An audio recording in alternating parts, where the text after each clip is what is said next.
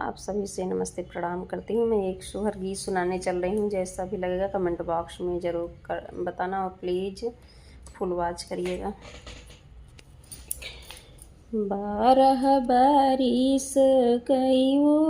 मरिया तो बाबा मोर गाँवन दिहले बाबा मोर गाँवन दिहले हो मोरी सखिया पियवा जा चले परदेसवाया के लय कैसे रहबया के लय कैसे सबाई हो मोरे सखिया पियवा जा चले परदेसवाया के लय कैसे रहबया के लय कैसे सहबाई हो मोरी सखिया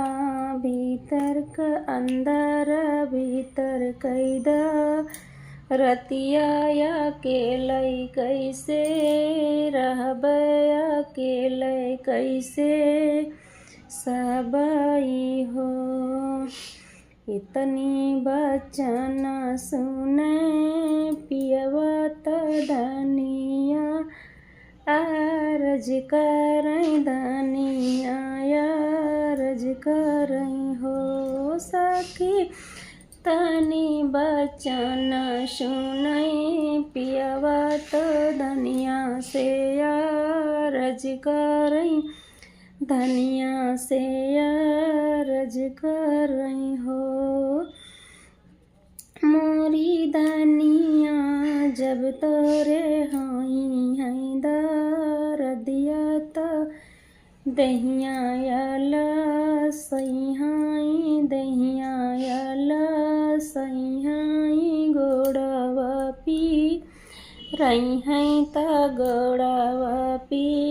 रही हई चिट्ठी लिखी भेजू त चिट्ठी लिखी भेजिऊ हो मोरी धनिया